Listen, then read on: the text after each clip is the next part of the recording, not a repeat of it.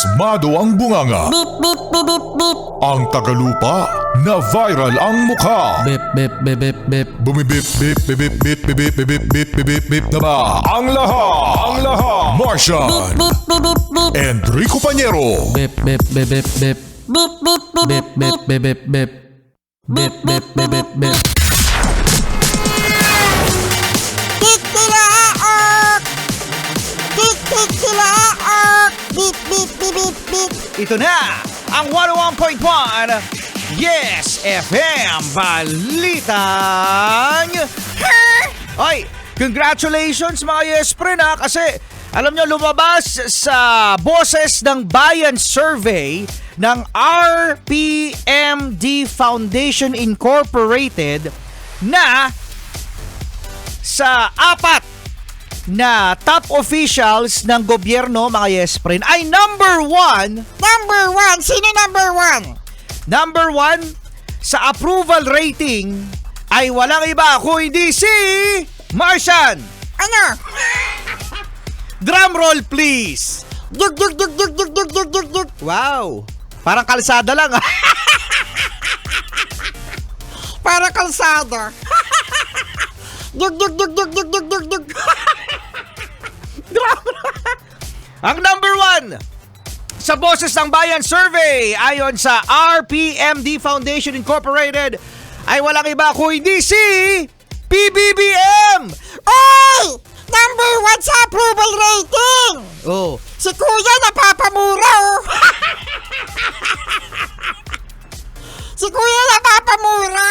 oy. Napamura si Kuya, number one daw PBBM. Sabi ni Kuya, Oh. Ano sabi ni Kuya? nakakanyang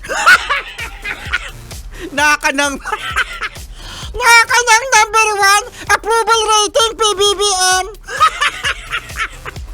Ang galing! Oo. Ayon nga ito mga Yes Friend, ano, sa survey na ginanap noong April 1 to 8. Okay, nag number 1 si PBBM sa approval rating sa 5,000 mga katao nationwide. So mula Luzon, Visayas at Mindanao ay nag number 1 si PBBM sa trust rating. Okay? At eto, si House Speaker Martin Romualdez mga Yes Friend ay nakakuha, yung dating House Speaker Martin Romualdez ay nakakuha naman mga Yes Friend ng 55%. Oy, ang laki! 55% na rating. Okay, no? So combination niya ng 56% approval at 54% trust, no? At ito naman kasi ano to eh. April 2 mga Yes Friend eh. April siya ginawa. So kasama pa dito si former Senate President Vicente Soto III na nakakuha naman ng overall 52% approval and trust rating. At si Vice President Sara Duterte naman ay nakakuha ng 54 combination of approval and trust, 54%. So si PBBM ay 58% approval rating. Congratulations sa PBBM ko yan eh. Biro mo no, after all mga Yes Friend ng mga nangyayari.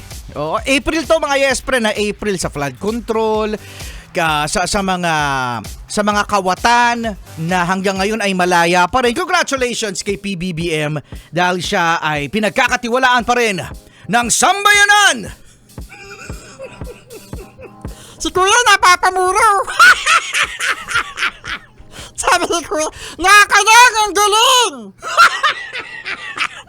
Survey niya yan eh. Survey na to.